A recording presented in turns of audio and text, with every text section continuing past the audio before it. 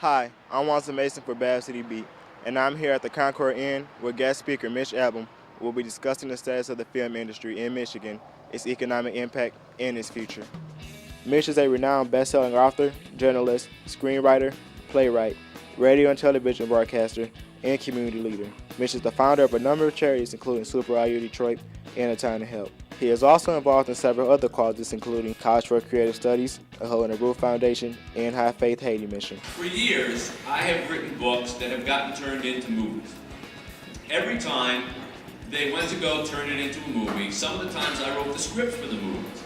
And I would say to them, can you film it in Michigan? I live in Michigan.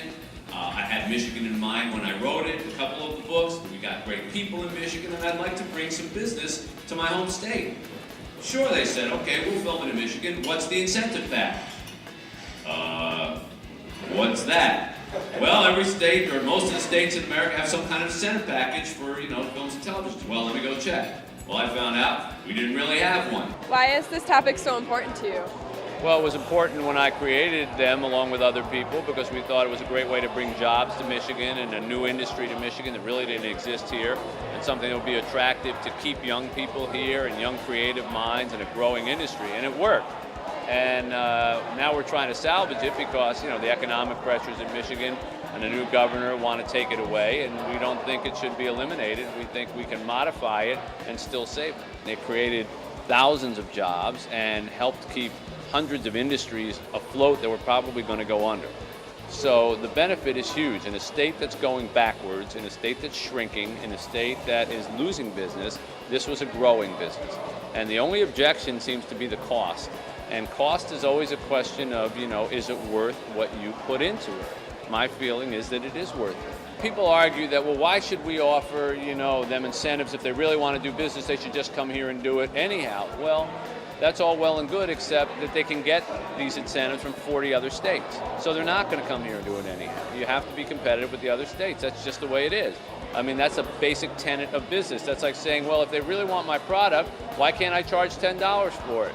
Well, because someone else is charging $7, and they're going to go buy it at $7. So you either have to decide you want to be in it or not. And we feel that this is a worthwhile thing to be in. We've got hardworking, good, creative people here in Michigan, and we already demonstrated that it can work. But unfortunately, unless you offer these incentives, you're not going to, at least at the beginning, attract this kind of business. We put this package together for that. We had a friendly administration at the time to the idea, a friendly legislature to the idea, and unanimously, with the exception of one vote, unanimously minus one vote, they passed this package in. We went from $2 million worth of production in the state of Michigan before that package happened to $225 million worth of production within 2 years. I cannot think of any other business that grew 220-something% in less than 2 years. We'll take them accepting the proposal that we put forth of a $180 million cap, but a modified program, and then it will take leaving it alone. You can't just keep jumping in and monkeying around with it and changing your policy. It scares people. It scares business people. They should have left it alone in the first place. We were doing great, and we might be able to survive this sort of nuclear bomb of threatening to take it away if we salvage it in the next month or two. But after that, they have to basically say we're going to leave this alone for 5 years and watch it grow. And then they'll have some steady influence, steady investment, and steady, I believe, stream of coming business, but only if you leave it alone. You can make a difference for Michigan's film industry by talking to your state representative or senator. To find your legislators, visit house.mi.gov or senate.mi.gov. For Bath City Beat, I'm Walter Mason.